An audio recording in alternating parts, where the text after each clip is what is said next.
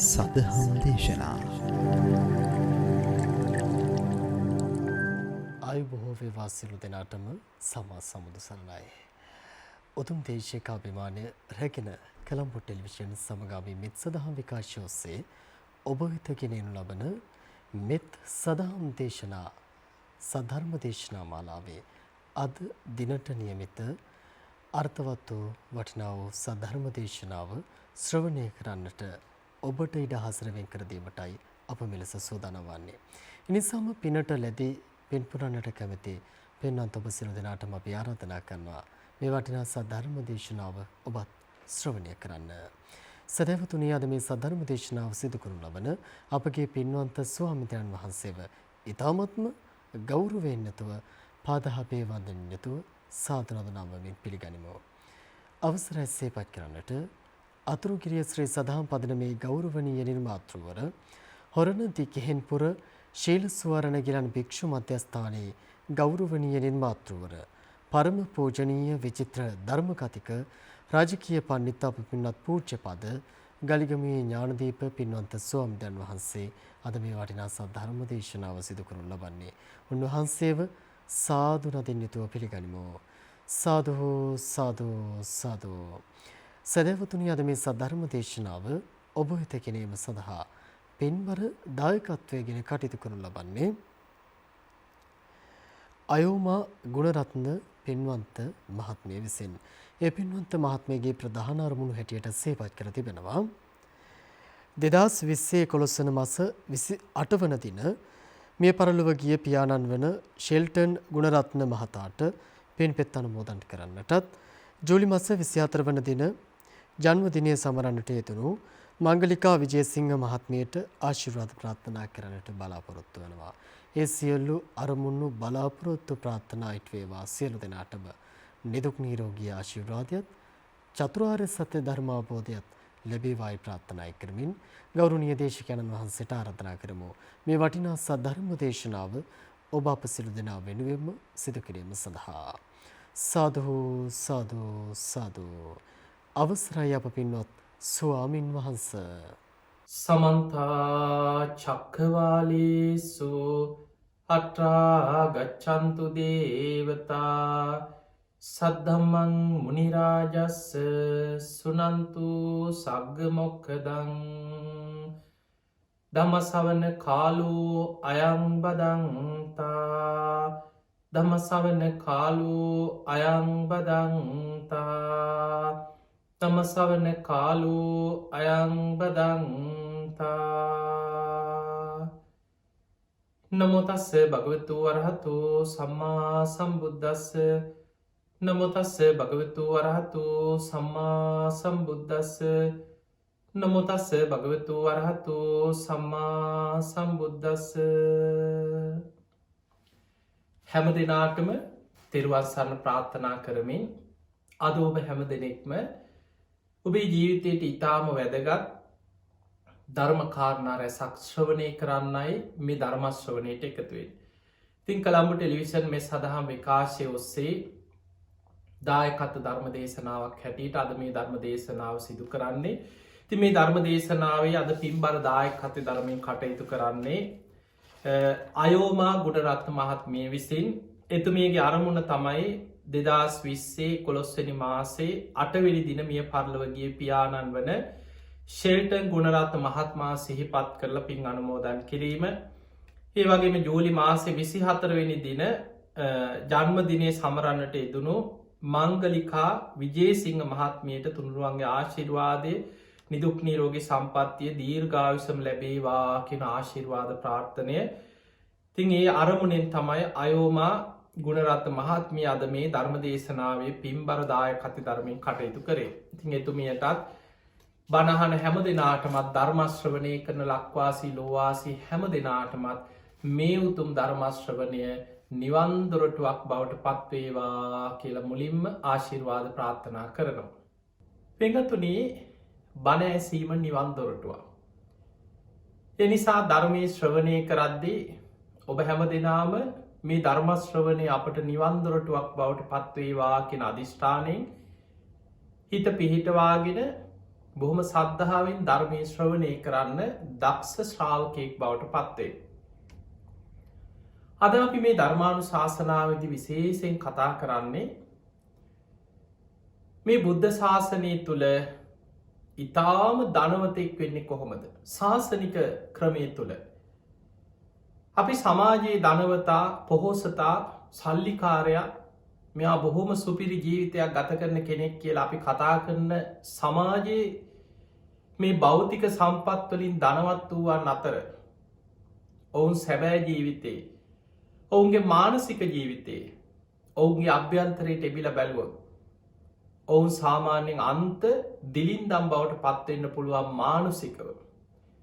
සමහරු ඉන්නවා සල්ලි කෝටි ගණන් තිබුණත් මානසික සහනය නෑ. හැම වෙලාවෙම හිතේ දුකෙන් ඇඩූ කඳුලින් පසුතැවීමෙන් ජීවිතයේ විශාල ප්‍රශ්න ගැටලු අසරණකම් මැද්දේ. ලෝකයට පේන්න හිනාවෙලා ඉන්නවා. මනසින් විදෝනෝ. සමහරුකි නොමේ මොනවා තිබ්බත් වැඩක් නෑ මානසික සහනයක් නැත්නම්. මේ කතාව ඉතා සුපිරි ජීවිත ගත කරන ගෙවල් දොරවල් යාන වාහන සල්ලි ව්‍යාපාර ඇති තරන් තමන්ට තියෙන මේ ලෝක අපි භෞතික වසයෙන් බොහෝම ධනවතුන් කියලා සලකන පුද්ගලයෝ තුළත් ඒ මානසික අසරණ භාවයක්ත් එක් ඔය කතා ඕනුත් කියනවා. කිසිම මානසික සහනයක් නෑ.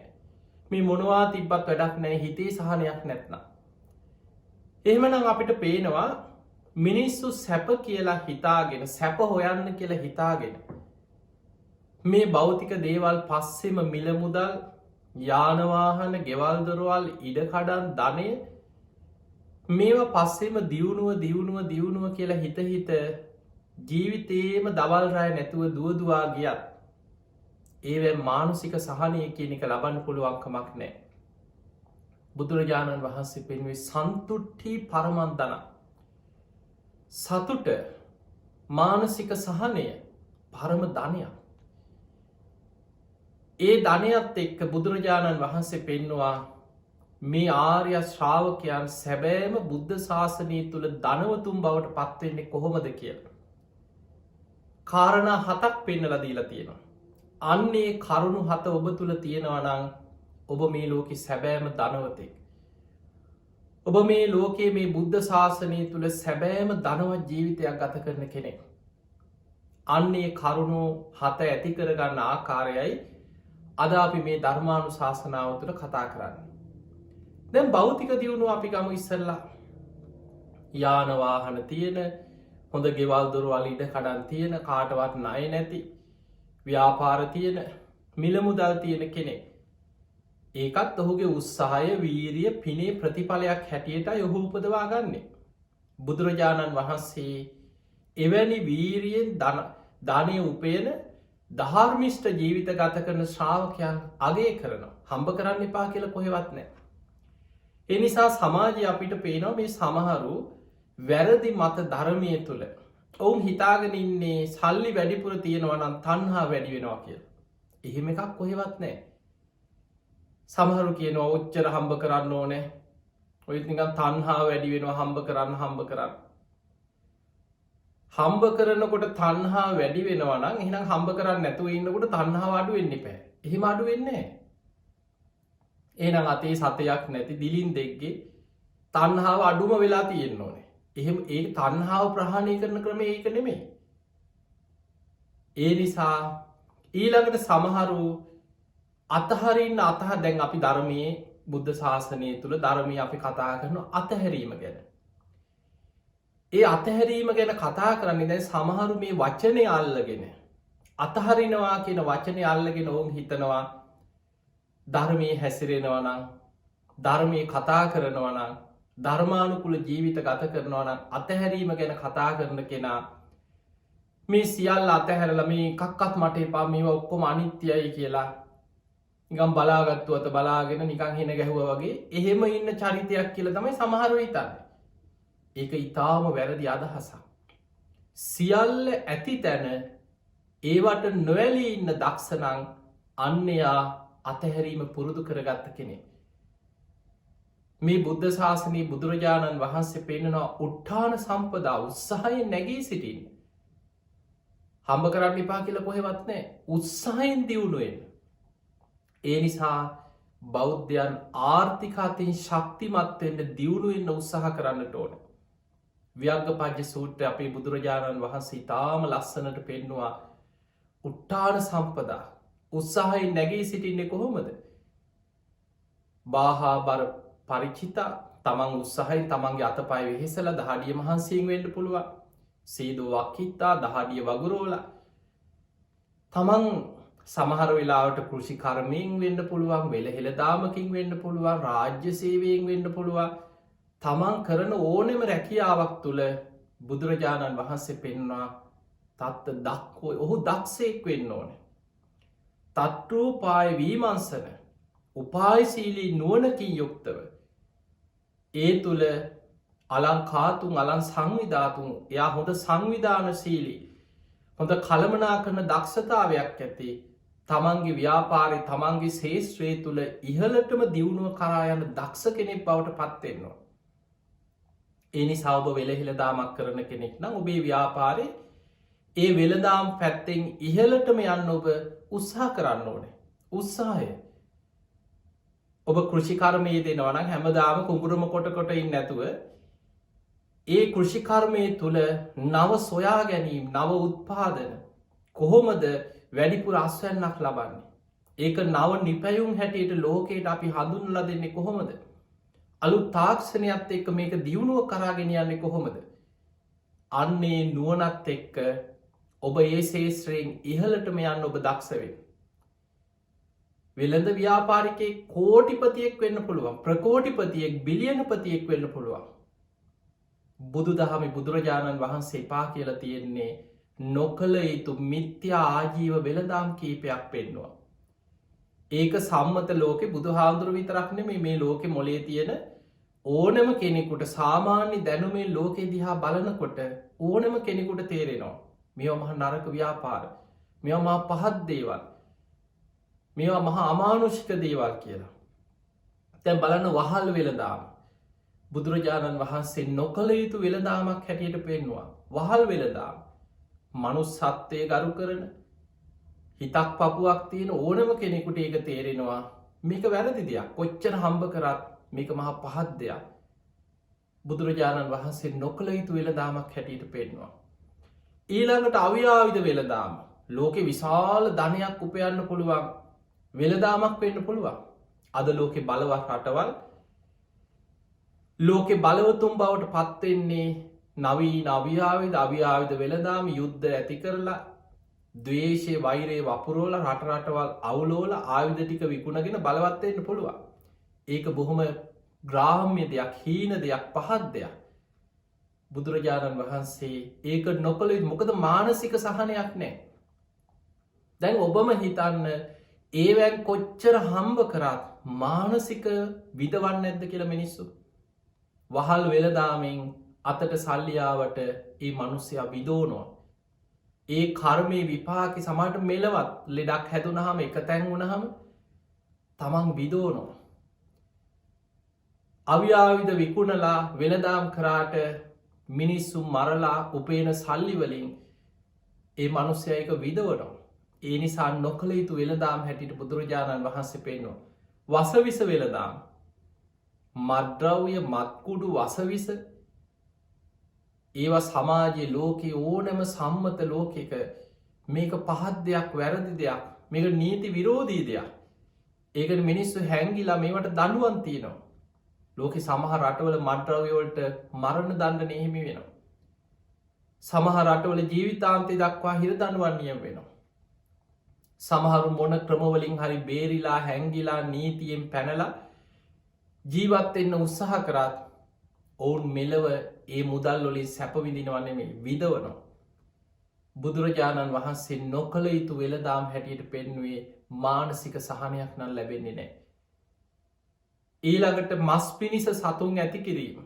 හිතක් පපුවක් තියෙන කෙනෙකුට, මෛත්‍රී සහගත කෙනෙකුට, සත්වයන් ගැන ආදරයේ කරුණාව පුරුදු කරන කෙනෙකුට තමන්ට තේරෙනවා මේක වැරදි දෙයක්, පහත් දෙයක්, ඔහු අකුසල් රැස් වෙන දෙයක්.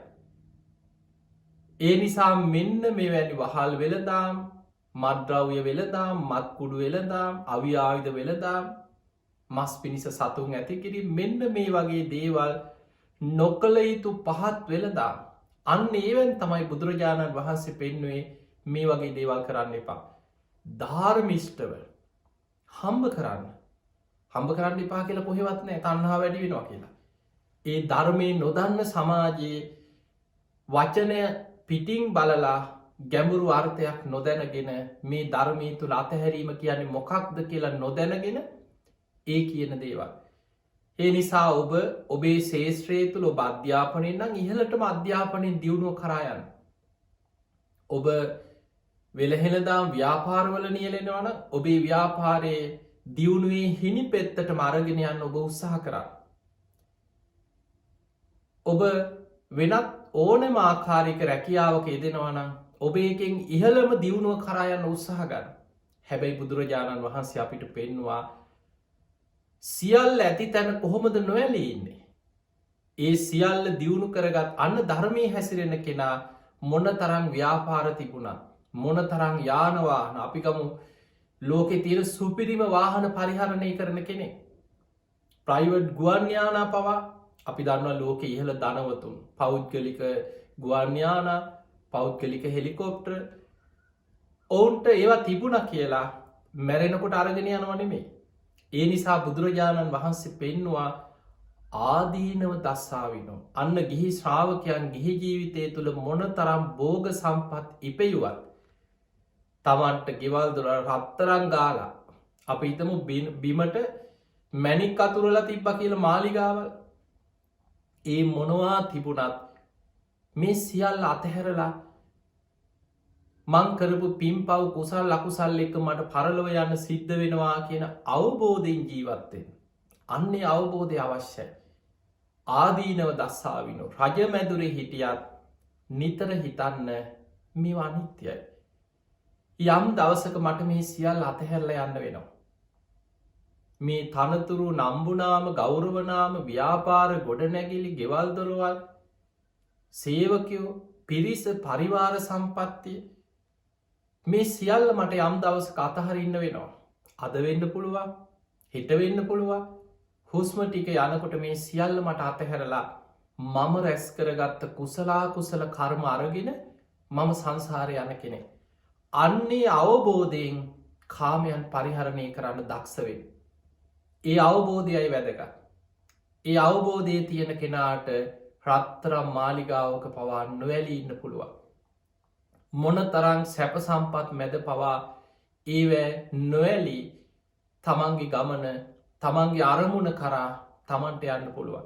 දැන් බලන්න අනාථ පිණ්ඩික සිටුතුමා හිඟන්නෙක් නෙමේ.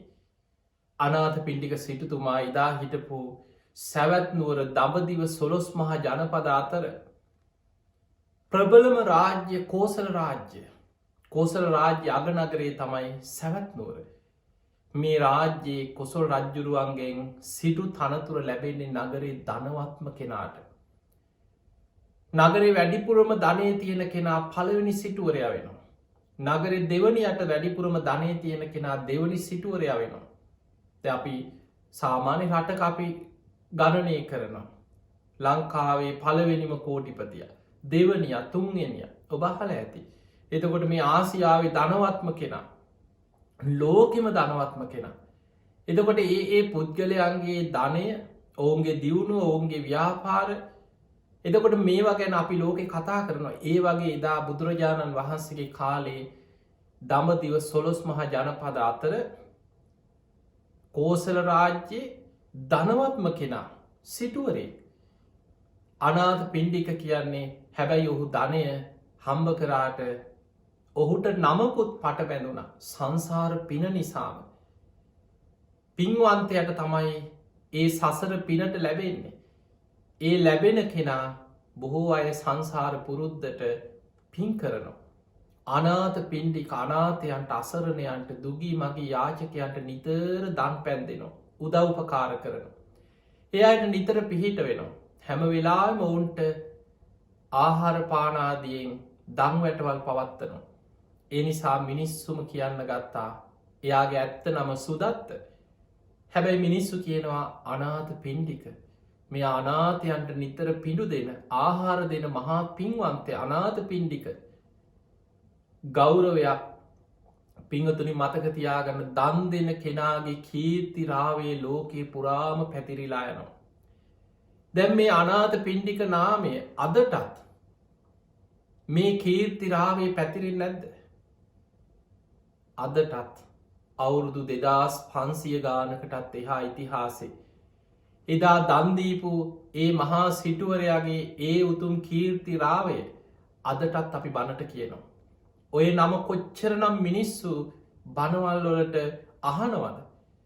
මනුස්සලෝකෙනෙවේ දෙව් බමුන් අතර පවා ඒ අනාථ පිණ්ඩික කියන නාමේ අදටත් රැව් පිළිරැව් දෙන්නේ ඒ දානය ආනිසංස.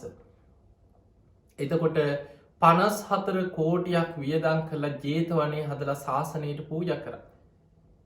සල්ලි තිබ්බ නිසානේ 54 කෝටියක් පුංචි මුදලක්ද. එදා රන් කහවනු 18 කෝටියක් අතුරල තමයි ජේතවනේ හදන්න ඉඩම ගත්තේ වටිනාම භූමියක. නගර මධ්‍යයේ රජ්ජුරුවන්ගේ පුතා ජේත කුමාරයට අයිති වටිනාම ඉඩම. රන් කහවනු ඉඩම අතුරලා ඉඩම මිලදීල ගත්තා. අපි දන්නවා අද වනත් දැන් අපි ලංකාව හිතමු. නගරේ මැද ප්‍රධානම භූමිය සමාට පර්ජස් එක ලක්ෂ 50යි ලක්ෂ 100යි. එදකොට මේ වගේ නගරේ මැද තියෙන ඉහළම වටිනාකම් ඇති ඉඩකඩන්වල වටිනාකං ඒ වගේ. එදා 18 කෝටියක් රන් කහවනු ඉඩම අතුරලා ඉඩම මිලදී ගත්තේ අනාථ පිණ්ඩික සිටුතුමා. තවත් 18 කෝටියක් වියදං කළ අංග සම්පූර්ණ ආරාම සේනාසනයක්. කුටි සෙනසුම් බුදුරජාණන් වහන්සේට සඳුන් ලීයෙන් වහල 7කින් යුක්ත සුගන්ධ කුටියක් අපි කෙන සත් මහල් ප්‍රාසාදයක්. සුළං හමනකොට අර සඳුන් වහලවල් අතරින් එන සඳුන් සුවද කුටිය ඇතුළට එන විදිහට සුගන්ධ කුටියක් සඳුන් සුවඳ පැතිරෙන සුගන්ධ කුටියක් සඳුන්ලියෙන් හැදුව කිය. එතකොට මේ තරන් අංග සම්පූර්ණ ආරාමයක් අද සාමාන්‍ය කෙනෙක් හිතුවපු හම දැ සුපිරි ආරාමයක් තමයි ඒක. 18 කෝටියක් වියදං කරා ගොඩ නැගිලි වෙනුවෙන්. දානශාලා ධර්මශාලා සංඝවාස සක්මන්මලු කුටි සෙනසුන් මේ අංග සම්පූර්ණ පහසුකම් හදලා තවත් 18 කෝටියක් වියදං කරා මේ තමන් ගොඩනගපු ආරාමි ශාසනයට පූජ කරන පින්කමට. ඒනම් අපිට පේනවා පින්කමත් සමහරු හිතන්න පුළුවන් ඔය පින්කංවලට මොකටද අපරාධි සල්ලි ඔය පින්කමට වියදං කරන සල්ලි වලින් වෙන දෙයක් කරන්න බැරිය. හැබැයි අනාථ පිණ්ඩික සිටුතුමා ඒ වගේම මුදලක් වියදං කරා ජේතවනේ සඟ සතු කරලා පූජ කරන පින්ක මුළු නගරෙම සැරසුවා. කොඩි සේසත් දජ පතාක නංවල පාරවල් සැරසුවා. ඒ බුද්ධ ප්‍රමුඛ මහරහතන් වහන්සේලා නගරයට වඩිනකොට ඒ පාරවල් වල ඒ කාලෙ බොහෝම ලස්සනට සරසලා හැම තැනකම තුම්මං හන්දි හතරමං හන්දිවල දුගී මගේ යාචකයන්ට එදා දංවැටවල් පැවැත්තුවා. තමන්ගේ වියදම මිනිස්සුන්ට ඇති තරම් කන්න බොන්න දන් සැල්දුන්න. ජේතවනේ බුදුරජාණන් වහන්සේ ඇතුළු මහරහතන් වහන්සේලාට රන් කෙන්ඩියකින් ශ්‍රී හස්තයට පැන්වක් කරලා ඒ භූමියත් ගොඩනැගිලිමේ සියල්ල ශාසනයට සඟ සතු කළ පූජ කරා. දැන් හිතන්න 54 කෝටියක් වියදං කළ ජේතවනේ හදල පූජ කරේ. සල්ලි තිබ්බ නිසා ධනවතෙක් නිසා ඔහු ව්‍යාපාරිකි. සෝවාන් වුණ ඔබ මතකතියාගන්න බුදුරජාණන් වහන්සේ මුණගැහිච්ච පළවෙනි දවසෙම බණහලා සෝවාන් වෙච්ච සිටුතුමා තමයි මේ මහා පින්කම කරේ. දැන් බලන්න ඔහුගේ කීර්තිරාවය පළවෙනි ධර්ම සංගායනාවේදී මහරහතන් වහන්සේලා තීරණය කරනවා. සැවැත්නුවර ජේතවනේ තමයි අපේ බුදුහාමුදුරුව වැඩිම කාලයක් වැඩ සිටිය. ඒ නිසා හැම දේශනාවක්ම ජේතවනේ දේශනා කරපු හැම දේශනාවකම අනාථ පිණ්ඩික සිටුතුමාගේ නමත් ඒ බුද්ධ දේශනාව මුලට යොදන්න මහරහතන් වහන්සේලා සිටුතුමාට ගෞරවයක් වසේ මේ බුද්ධ ශාසනය බබලවපු ඒ අනාථ පිණ්ඩික සිටුතුමාට ගෞරවයක් වසයෙන් යෙදවා. සාවත්‍යයන් විහරති ජේතවනේ අනාථ පිණ්ඩිකස්සාරාමේ. දැ බලන්න ඒ වචනේ බුදුරජාණන් වහන්සේ ඒකන් සමයම් භගවා සාවත්‍යයන් විහරති ජේතවන්නේ බුදුරජාණන් වහන්සේ මේ සැවැත්නුවර ජේතවනාරාමි වැඩ ඉන්නකොට. ආයමත් කියනවා අනාථ පිණ්ඩිකස්සාරාමේ අනාථ පිණ්ඩිකස්සාරාමි කියලා ආයමත් අනාථ පිණ්ඩික සිටුතුමාට ගෞරවයක් වසන් දැම් බලන්න බණ කියනකොට අපි කොච්චර ඒ 54 කෝටියක් වියදන් කළ ජේතවනේ හදපු මේ සිටුතුමාගේ නම අදටත් ඒ දේශනාවල කී වතාවක් නං ස්වාමීන් වහන්සේලා අතින් කියවෙනවාද. මිනිස්සු කොච්චරනං අදටත් ඒ නම සිහිකරද්දි සාධු කාරදිදී මේ පින් අනුමෝදන් වෙනවා. ඒ මහාදානී පින අදටත් ලෝකයේ පුරාම රැව් පිළිරැව් දෙමින් කීර්තිරාවයක් හැටියට පැතිරෙනවා. ඒ නිසා පිංහතුනී දානය දන්දීම අතහැරීම කෝටි ගණන් ධනය තිබ්බ සිටුවරු මහා පින්කං කරා විසාකා උපාසිකාව සෝවාන් වෙච්ච කෙනෙක්. දැන් ඔබ මේවැන් තේරුම් ගන්න ඕන බුදුරජාණන් වහන්සේගේ ශ්‍රාවකයෝ මේ ධර්මය අවබෝධ කරගත් අය මේ අනිත්‍යයි අනිත්‍යය අනිත්‍යය මේ ඔක්කොම අනිත්‍යය එකක්කත් අඩක් නෑ මේ කුණුවෙන ශරීරයක් මේ එකක්කත් අඩක් නෑ මුණ හොදල හරියන්නෙත් නෑ. දැ සමහරු හිතාගෙන ඉන්න මේ අනිත්‍යයි මේ කසුබයි කියලා මූුණ හෝදන්න නැතුව දත් මදින් නැතුව බලාගත්තුවත බලාගෙන වැර හැලියන්දගෙන එතකොට තමයි සමහරුනි අහන් ඇයි මේවාට සංසාරය කලකිල්ලද එපා වෙලාද ඒ සංසාරය කලකිල්ල නෙමෙයි ඒ මොකක් හරි මානසික රෝගයක් ඒ මේ ධර්මය අවබෝධයක් නෙමෙයි මොකක් හරි ඔළුවේ ප්‍රශ්නයක් මානසික අවුලක්කේ වෙනම බෙහෙට්ටික කරන්න දෙන්න ඕන ප්‍රශ්නයක්. ධර්මය අවබෝධය කියන්නේ බුදුරජාණන් වහන්සේ පෙන්නන්නේ නිබ්බිදා අවබෝධයෙන් කලකිරෙනවා කියන්නේ ඕක නෙමෙයි. අවබෝධයෙන් කලකිරීම ඇති වෙන්නේ පංච උපාදානස්කන්ධයේ අනිත්‍ය දැකීම තුළ. ඒ පංච උපාදානස්කන්ධයේ අනිත්‍ය දැකීම තුළම පංච උපාදානස්කන්ධයේ අනිත්‍ය වශයෙන් සිහි කිරීම තුළම නිබ්බිදා නිබ්බින්දම් විරජ්‍යති. අන්න නිබ්බිදාවත් එක්කම ඇති වෙනවා විරාගය. විරාගය කියන්නේ පංච උපාදානස්කන්ධය ගැන නොවැල්ම ඇති වෙනවා.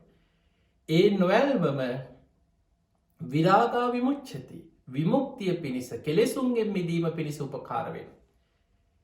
ඒ නිසා පිංහතුනි ධර්මී හැසිරෙන ශ්‍රාවකයෝ තමයි ලස්සනටම ජීවත් වෙලාතිය. ඇයි ලෝක අනි මිනිස්සුන්ට වඩා ඒ අයි අතාර්ථය හොඳින් දන්නවා. දැම් බලන්න විසාකා උපාසිකාව මේ බුද්ධ ශාසනය අග්‍රදායිකාව සෝවාන් වෙච්ච කෙනෙ. හැබැයි වටිනාම ආභරණයක් පැළඳගෙන හිටිය. ඒ කාලෙ කෝටි ගානන් නව කෝටියක් වටිනවා කියනවා මේල පළඳනා මේක බෙල්ලට දාන්න පුළුවන් එකක් නෙමේ ඒ තරම් වටිනා ඉන වටේ පැළඳගෙන ඉන්නේ. බොහොම බර වටිනා මැනික් ඔබ්බපු රනින් සකස් කරපු රන් ආභරණ. එතකොට මේ සෝවාන් වෙච්ච කෙනෙක් විවාහ වුණා දරුව 20 දෙනෙක්ගේ අම්ම කෙනෙක්. බොහොම ලස්සන ජීවිතයක් ගත කරා. විසාකාව ගැන බොහොම ලස්සන තොරතුරු ධර්මී සඳහන් වෙනවා. ඒ පවුලේ විවාහවෙච්ච පවුලේ හැමෝම විසාකාව මිගාරු මාතාව හැටියට තමන්ගේ පරම්පරාවේ පවුලෙම මිගාර පවුලේ අම්ම හැටියට සැලකුවේ. ඒ විසාකාවට පුළුවන් වුණා අන්න අතහැරීම කියන්න විසාකාව තමන්ගේ නවකෝටියක් වටින මේ පළඳනාව දවසක් බණහන් ඇවිල්ල ජේතවනයට දම්සභා මණ්ඩපයට ඇතුල් වෙන තැන සේවිකාවට මේක ගලෝලා කාලි කියල සේවිකාවක් හිටිය බොහොම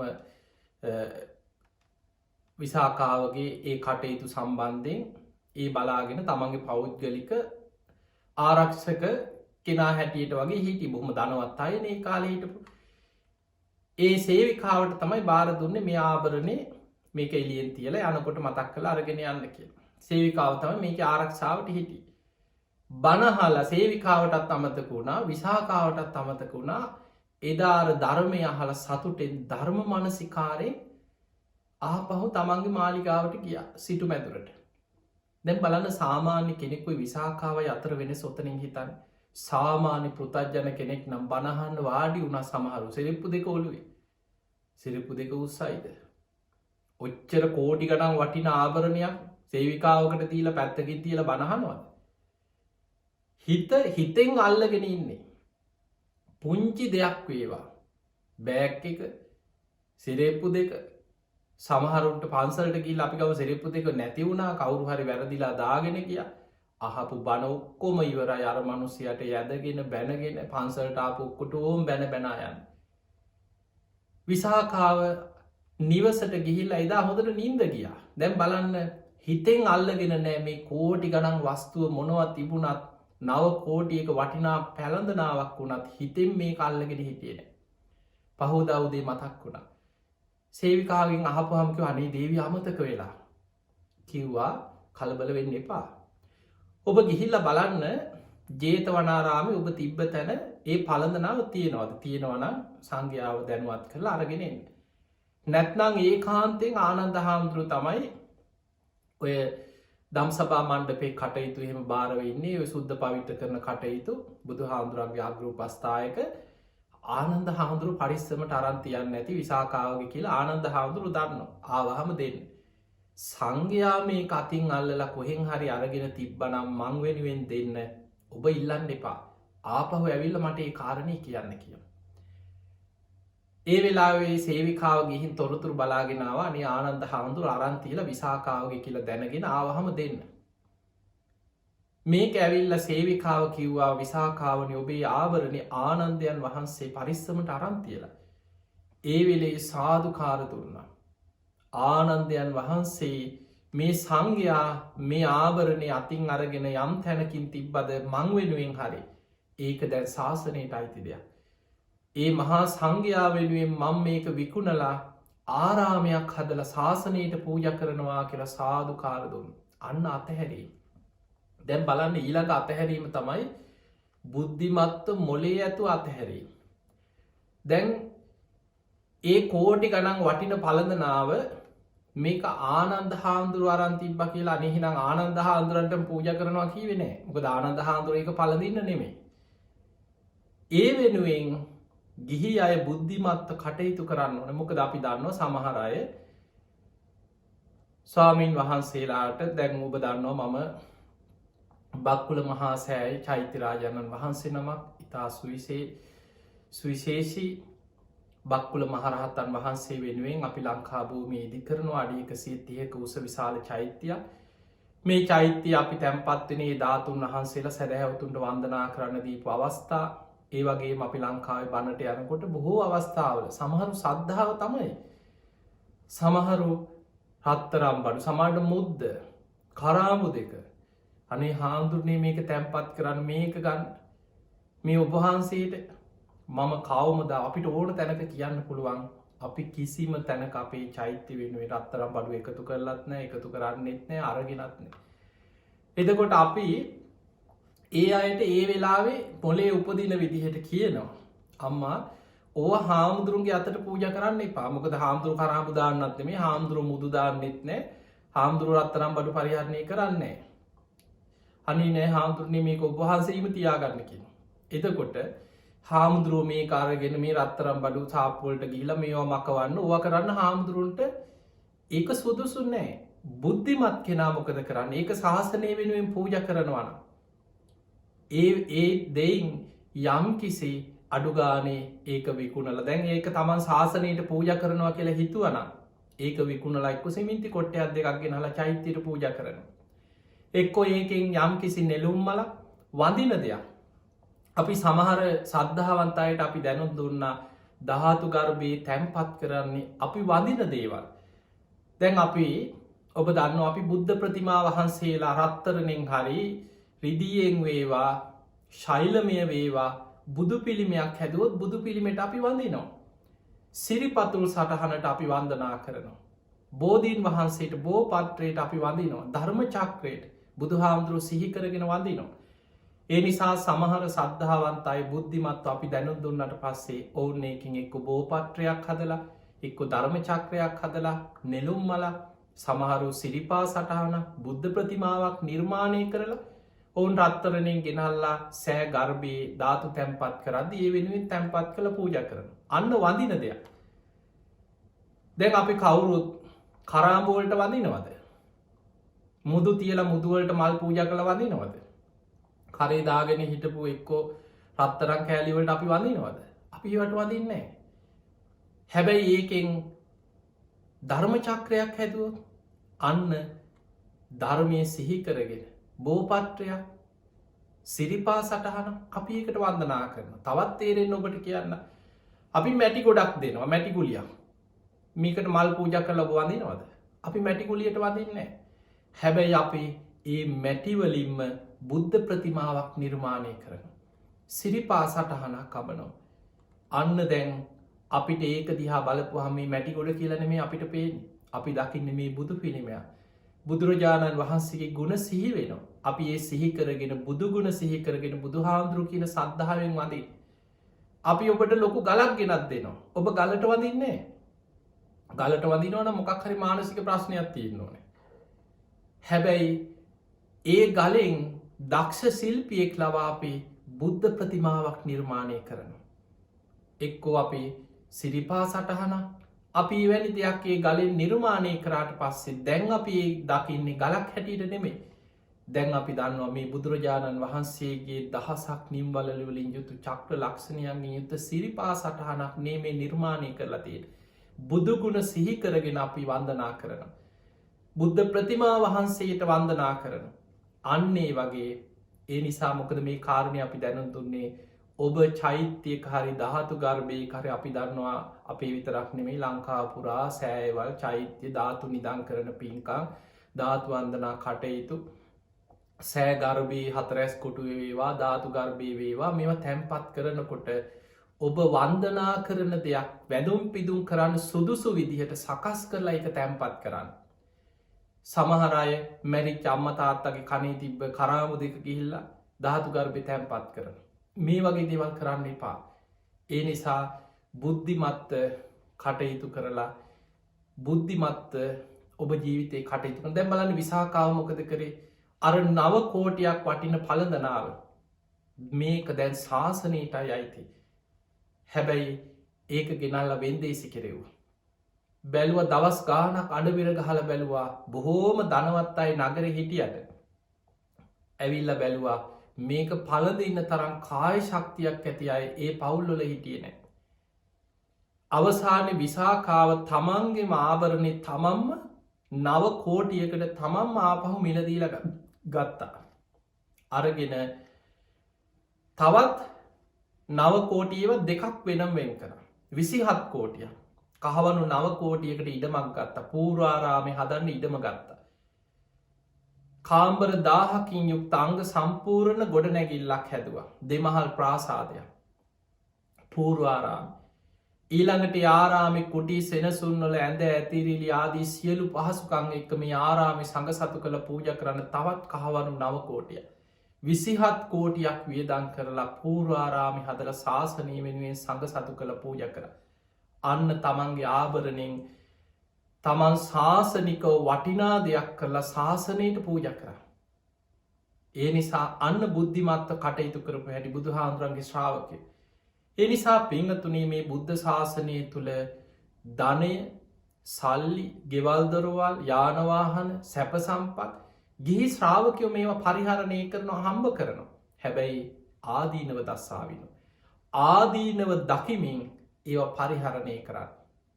ආදීනව සිහි කරන්න. මේ කාරණා එක්ක අද මේ ධර්මානුශාසනාවේදී අපි සිහිපත් කරා ඔබට ඊටාම ධනවතෙක් වෙන හැටි ශාසනය තුල ඔබට කරුණු 7ක් කියලා දෙනවා කියලා. ඒ තමයි සත්ත ආර්ය ධනෙ. අපි කලින් කතා කරේ භෞතික වස්තුව තුල බුද්ධිමත් ධර්මයේ හැසිරෙන ශ්‍රාවකයෝ මේ ධනෙ පරිහරණය කරපු ආකාරය. බුදුරජාණන් වහන්සේ පෙන්නවා ඔය භෞතික දේවල් වලින් ලබන්න බැරි උපරිම ධනයක්, උපරිම සතුටක් ධනවතෙක් හැටියට උපයන්න පුළුවන් නම් මෙන්න ධනවත් වෙන්න තියෙන ක්‍රම ටික. පළවෙනි එක තමයි සද්ධා ධන. ඔබ සද්ධාවෙන් ධනවතෙක් බවට පත් වෙන්න.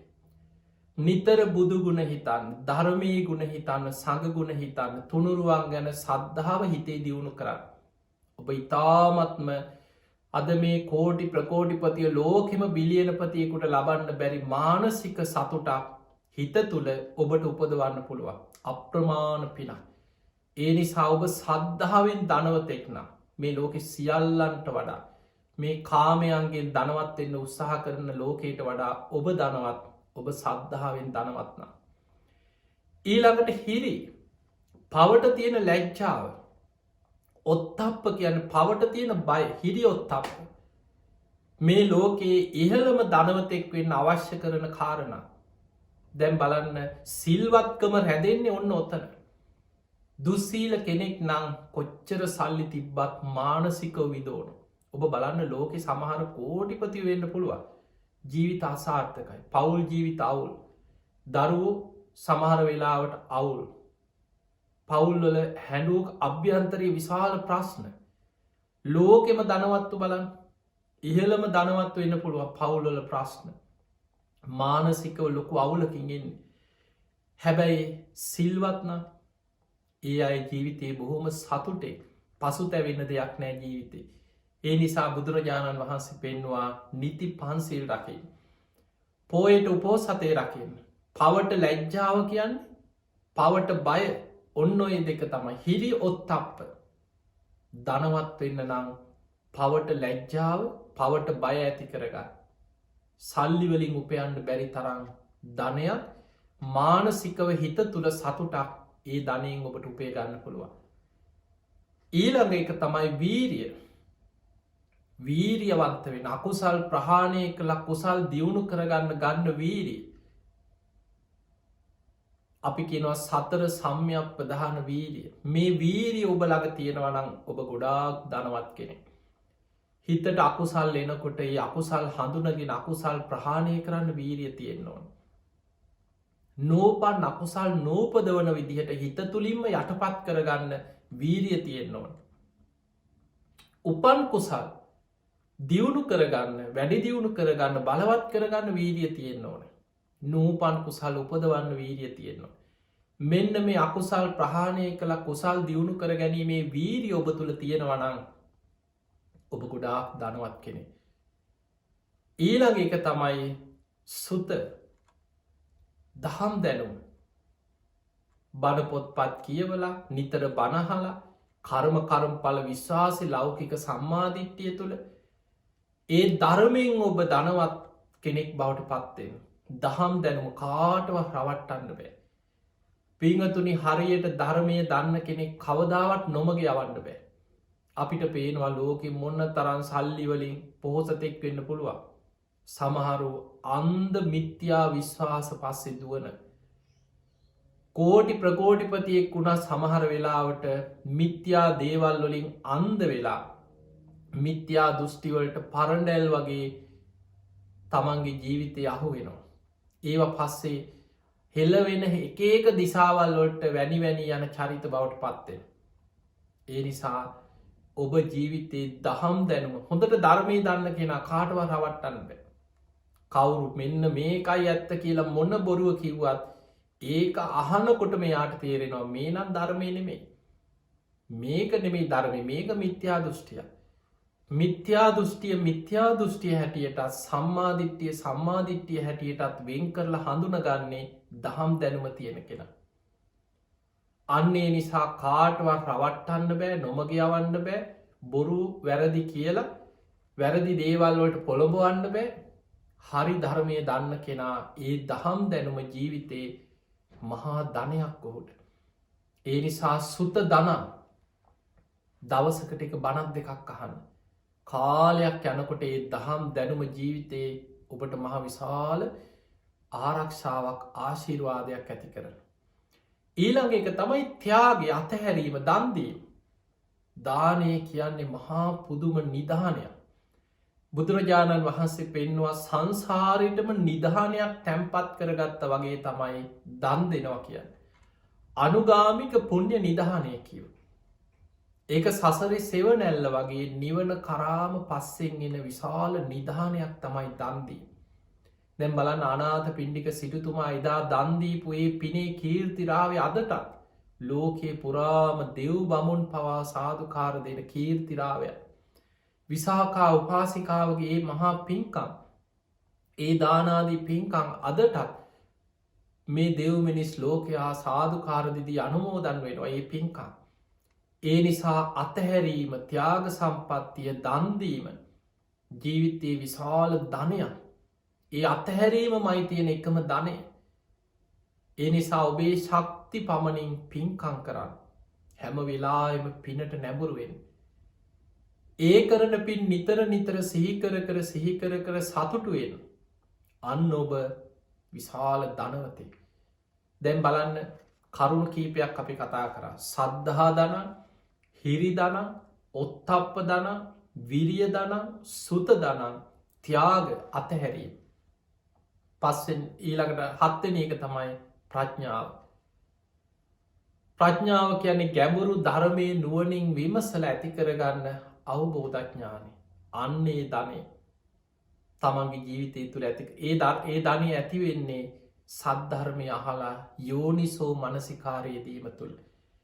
පිරිසිදු නිවරදි ධර්මය අහල ඒ ඇසූ ධර්මය නුවනින් විමසන් යෝනිසෝ මනසිකාරයේදේ. අන්න ප්‍රඥා ධනය උපේන ආකාරය. බුදුරජාණන් වහන්සේගෙන් ආලව කහනවා කතන්සු ලබතේ පඥ්ඥා ප්‍රඥාව ලබන්නේ කොහොමද. බුදුරජාණන් වහන්සේ වදාළ සද්ධානෝ අරහතන් දම්මන් නිබ්භානක් පත්තිය. සද්ධාවේ බුදු පසේ බුදු මහරහතන් වහන්සේලාගේ නිවන කරායන ධර්මය අහන්.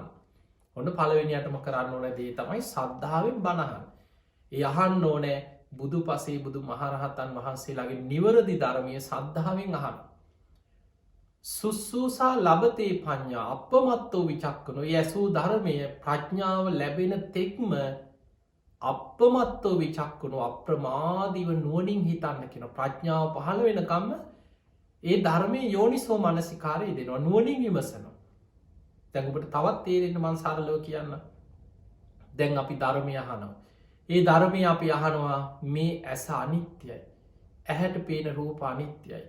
කනත් අනිත්‍යයි. කනට ඇහෙන සබ්දත් අනිත්‍යයි. නාසයත් අනිත්‍යයි. ගඳසුවද අනිත්‍යයි. මේ දිවත් අනිත්‍යයි. දිවට දැනෙන රසත් අනිත්‍යයි. කය අනිත්‍යයි. කයට දැනෙන පහස අනිත්‍යයි. මනසත් අනිත්‍යයි. මනසට දැනෙන අරමුණු අනිත්‍යයි.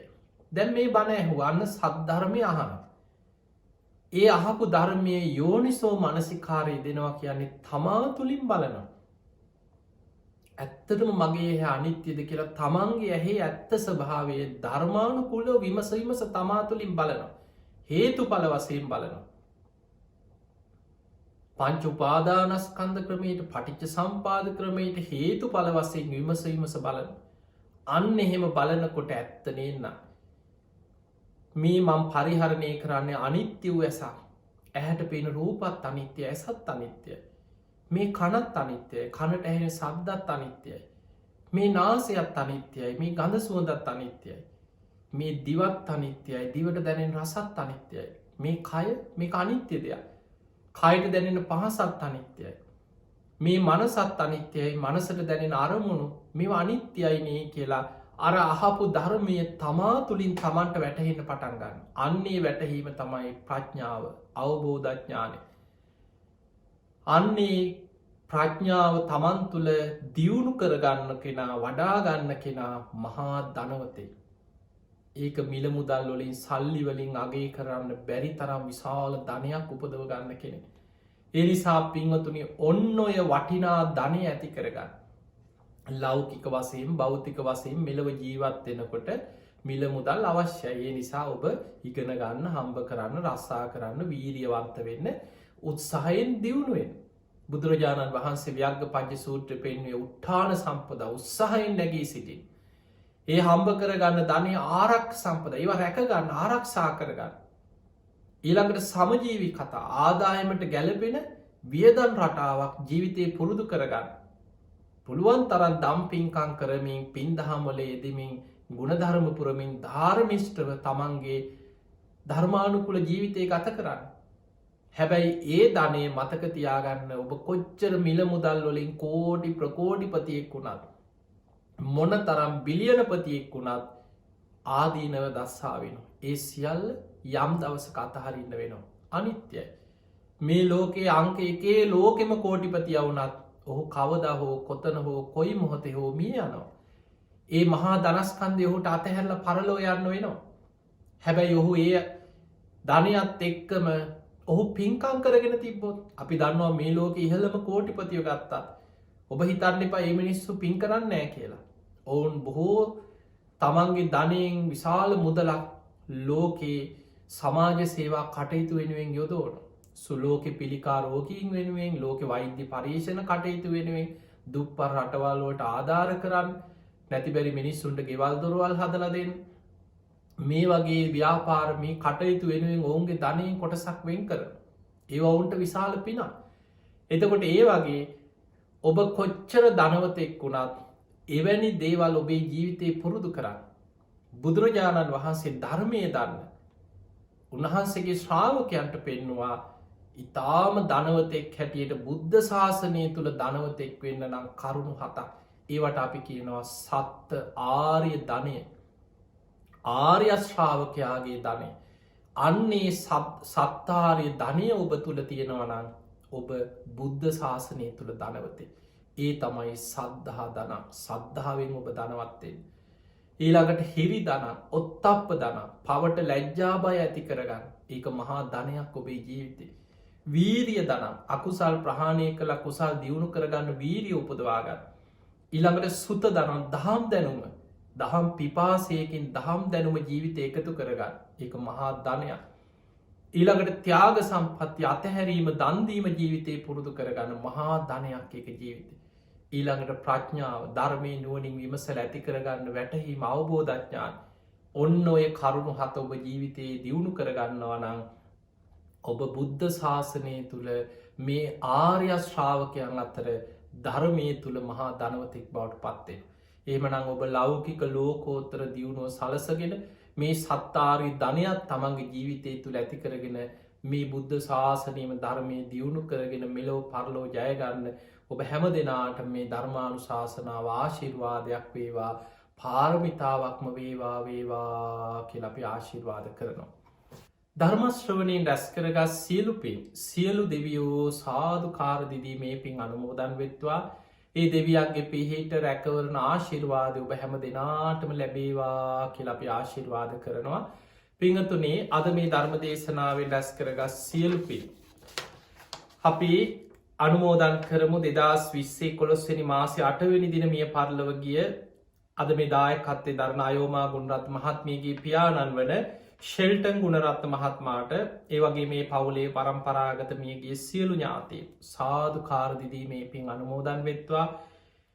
ඒ අයගේ පරලොව ජීවිත සැපවත් ඒවා සුවපත් ඒවා සංසාර දුකින් අත මිදේවා කියලා සාදු කියලා පින් අනුමෝදන් කරමු. ඒ වගේම ජූලි මාසයේ 24 වෙනි දින ජන්මදිනය සමරන්නට යෙදුණු මල්ලිකා විජේසිංහ මහත්මියට නිදුක් නිරෝගී සම්පන්නිය තුනුරුවන්ගේ ආශිර්වාදය දීර්ඝායු සම්පන්නියම ලැබේවා කියන ආශිර්වාද ප්‍රාර්ථනාවේ පින්වතුන්ගේ අරමුණක්. ඉතින් එහෙමනම් අයෝමා ගුණරත්න මහත්මියටත් එතුමියගේ පවුලේ සුජීවත්ව ඉන්න සෑම සියලු දෙනාටමත් අද මේ බණහපු ලක්වාසී ලෝවාසී හැම දෙනාටමත් මේ ධර්ම දානමේ පින ඒ හැම දෙනාටම නිවන් අවබෝධය පිණිසම ආශිර්වාදයක් වේවා පාරමිතාවක්ම වේවා කියන ප්‍රාර්ථනය ඒ නිසා පින්වතුනි කළඹ ටෙලිවිෂන් මේ සඳහා විකාශය හැම දෙනාමත් YouTube ඔස්සේ Facebook ඔස්සේ සමාජ මාධ්‍ය රැසක් ඔස්සේ මේ ධර්ම දේශනා ධර්මදානය වෙනුවෙන් විසුරුවා හැරෙනවා.